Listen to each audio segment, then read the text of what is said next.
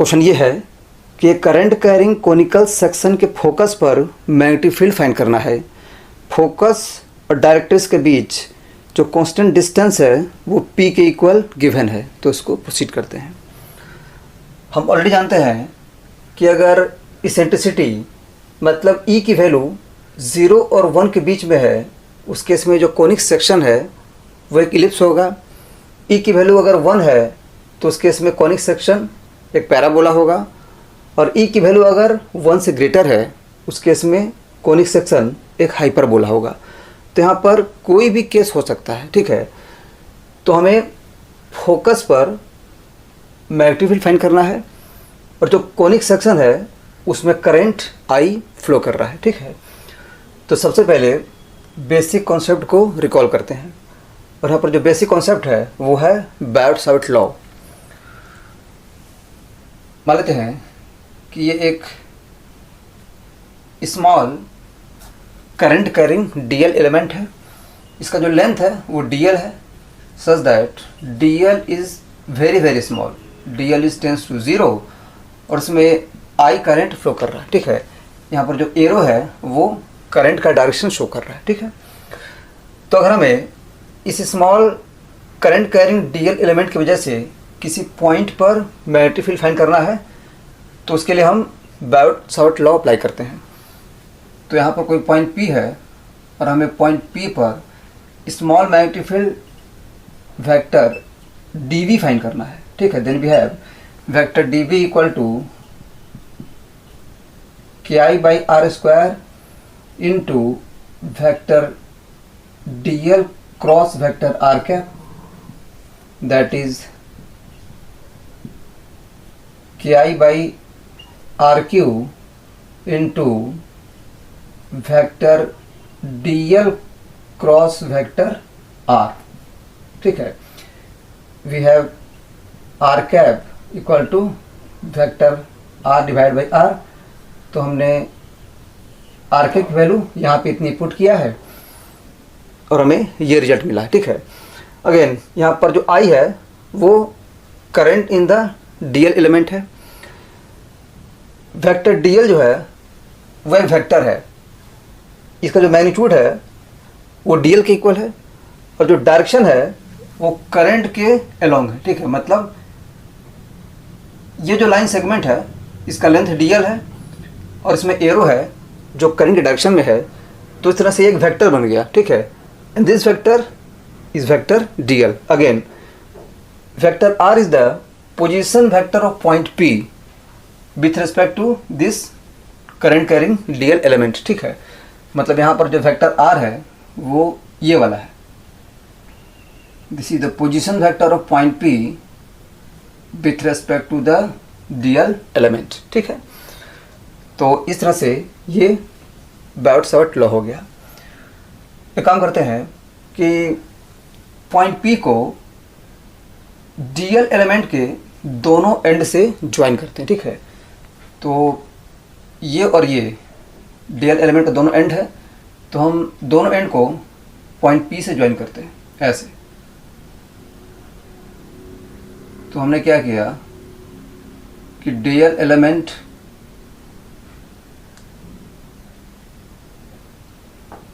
का जो दोनों एंड है उसको पॉइंट P से ज्वाइन कर दिया। अब क्या करते हैं कि ये जो एरिया है, ये जो स्मॉल एरिया होगा उसको फाइंड करते हैं। मान लेते हैं कि जो स्मॉल एरिया है वो dA है, ठीक है।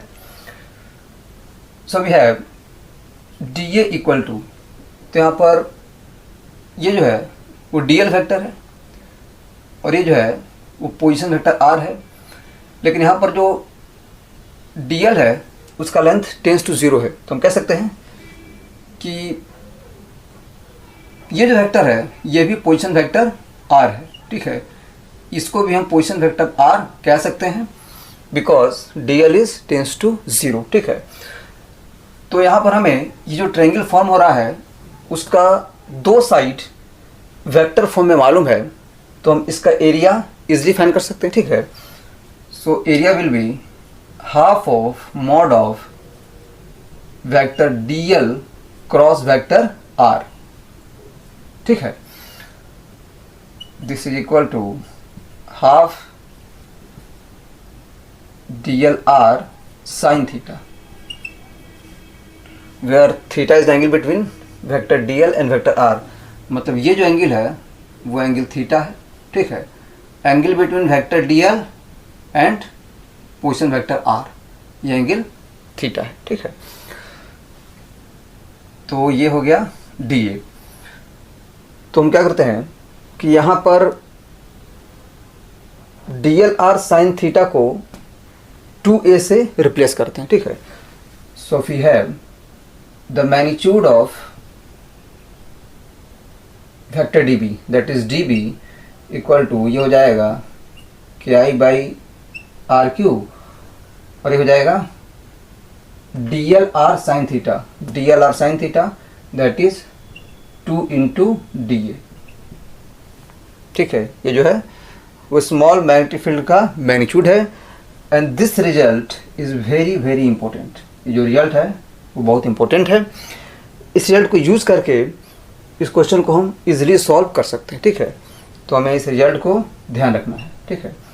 दिस इज 2KI/R³ × DA, ठीक है। और यहाँ पर DA क्या है, तो DA जो है वो इस ट्रायंगल का एरिया है। और इस ट्रायंगल को हमने कैसे ऑब्टेन किया है, तो हमने क्या किया है कि DL एलिमेंट का दोनों एंड है उसको पॉइंट P से ज्वाइन किया है और इस तरह से जो ट्रायंगल फॉर्म हुआ है उस ट्रायंगल का स्मॉल एरिया DA है, ठीक है। तो हम इस क्वेश्चन को सॉल्व करते हैं।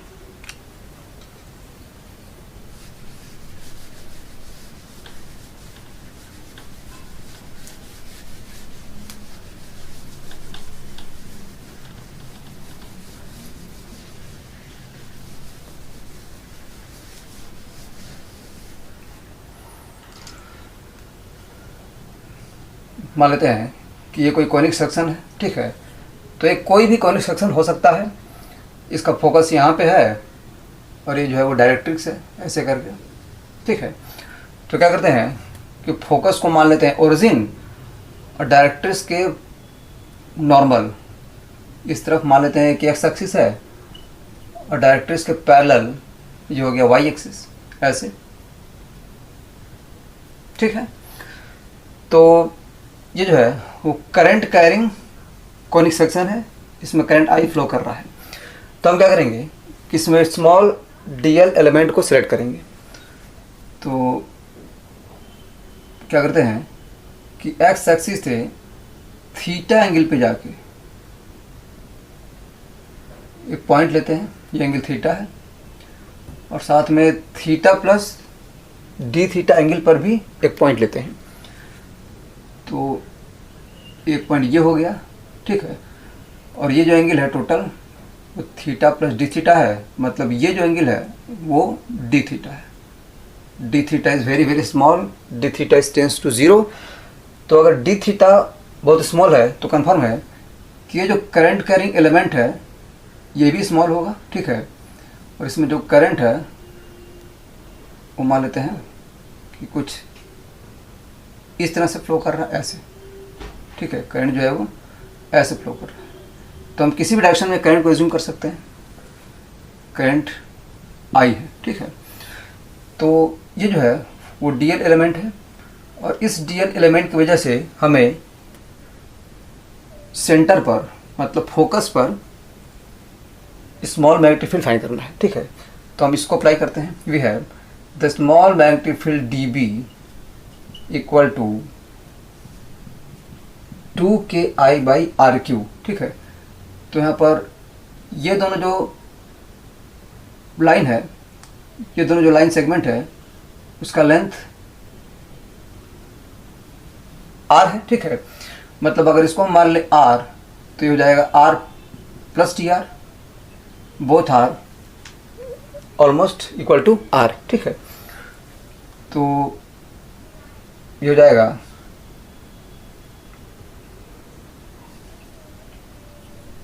2KI/R³ into DA।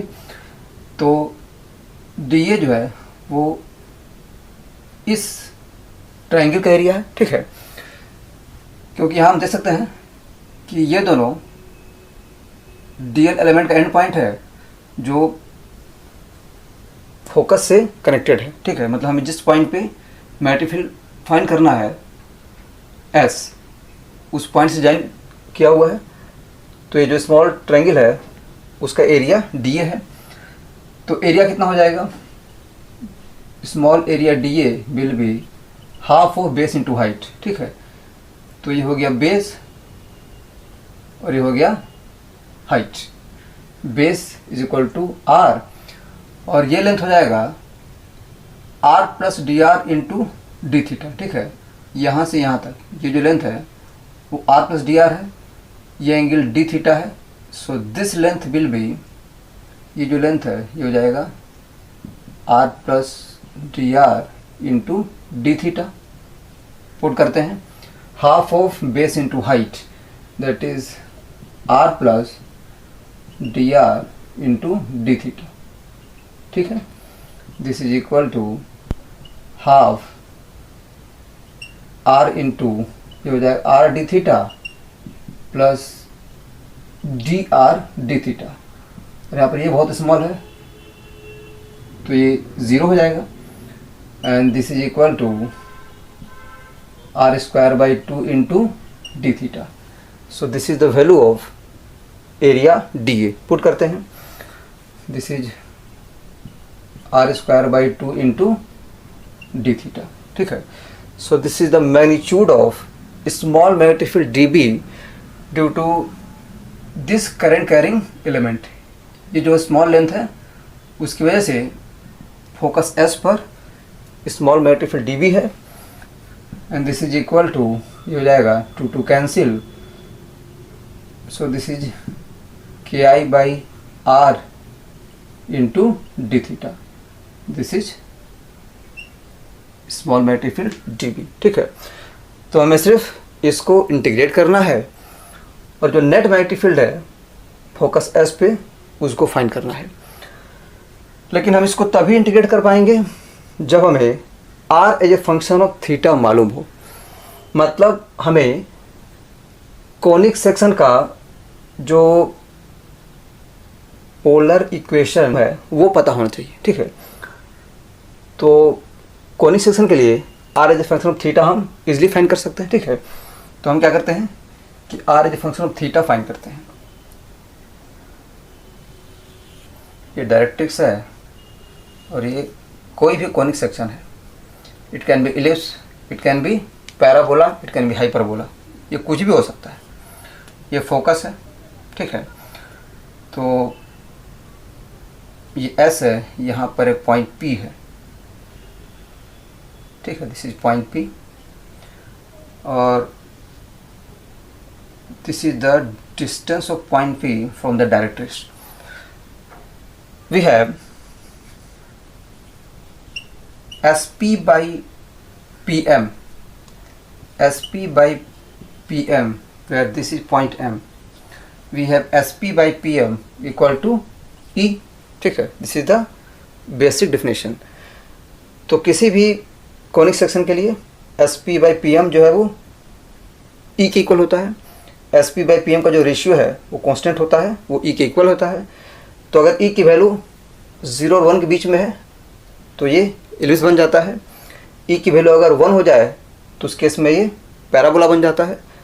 और E की वैल्यू अगर ग्रेटर देन 1 हो जाए उस केस में ये हाइपरबोला बन जाता है, ठीक है। तो यहाँ पर जो SP है वो R है, ठीक है। This imply that R by PM। तो इस तरफ एक्स एक्सिस है, ठीक है, ये वाई एक्सिस है। और हम थीटा को हमेशा एक्स एक्सिस से मेजर करते हैं, मतलब ये जो एंगल है वो थीटा है, ठीक है। वी है PM, तो यहाँ से लेकर यहाँ तक, ठीक है। तो फोकस और डायरेक्ट्रिक्स के बीच ये जो डिस्टेंस है वो गिवन है। This distance is equal to P। ये डिस्टेंस P मालूम है तो हमें सिर्फ इस डिस्टेंस को ऐड करना है तो हमें PM मिल जाएगा। और हम देख सकते हैं कि ये जो डिस्टेंस है वो है R cos theta. This distance is R cos theta, ये आर है, ये थीटा है, so this distance will be R cos theta. So P M is equal to, ये हो जाएगा P plus R cos theta, R cos theta, this is equal to E. So this imply that R is equal to, ये हो जाएगा P E plus R E cos theta.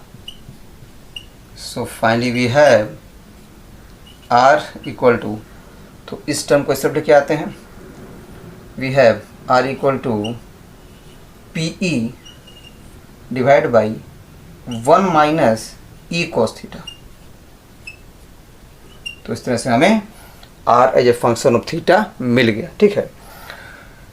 Again हम देख सकते हैं कि यहाँ पर जो पी ई होगा एक्चुअल में वो ये लेंथ होगा, ठीक है। मतलब ये जो लेंथ है अगर इसको हम स्मॉल एल मान लें, then P E is equal to small, check करते हैं। तो यहाँ पर अगर थीटा की वैल्यू हम π/2 पुट कर दें तो जो पॉइंट पी है यहाँ पे आ जाएगा, ठीक है। थीटा की वैल्यू अगर हम π/2 पुट करेंगे तो पॉइंट पी यहाँ पे आ जाएगा, और जो आर है वो एल के इक्वल हो जाएगा। पुट करते हैं कि थीटा इक्वल टू π/2 पर जो आर है वो एल के इक्वल हो जाता है, ठीक है। So this imply that R that is L, R जो है वो एल के इक्वल हो जाता है कब, थीटा इक्वल टू π/2 पर, and cos 90 0, so L is equal to P E by 1 minus 0। So this imply that L is equal to P E, मतलब जो एल है वो पी ई के इक्वल है। प्रूव हो गया, तो हम पी ई को एल से रिप्लेस कर देते हैं, this is L. So this is the required relation between r and theta. This is the polar equation and this is r as a function of theta. हम क्या करेंगे कि r की वैल्यू यहाँ पे पुट करेंगे और इसको इजीली इंटीग्रेट करेंगे।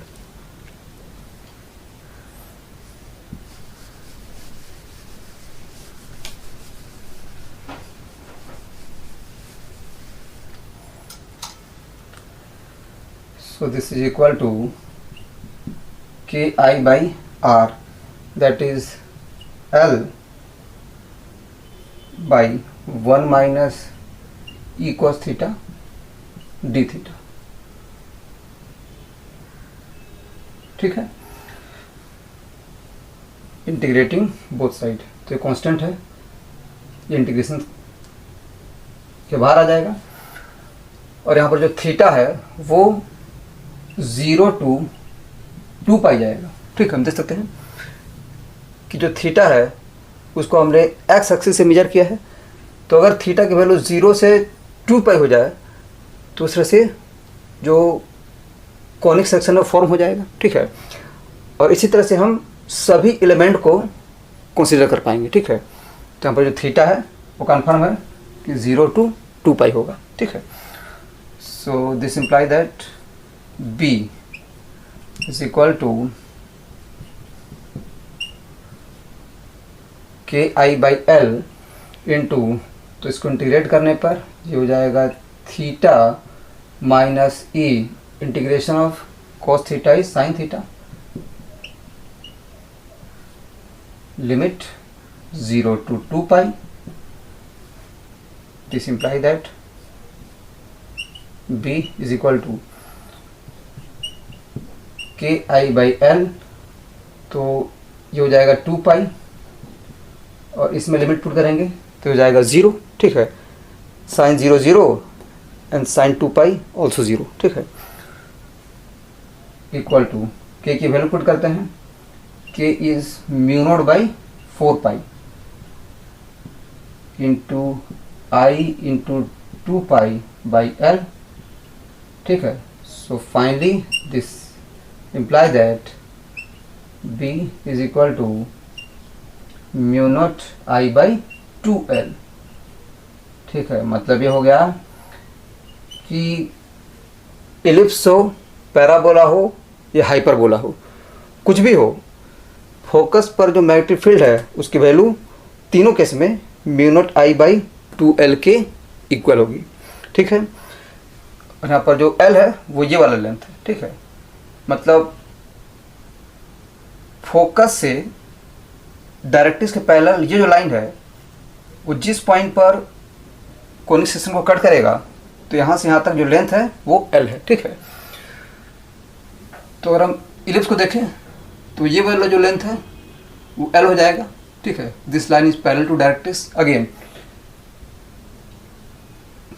इस पैराबोला को देखें तो ये जो लेंथ है वो L हो जाएगा।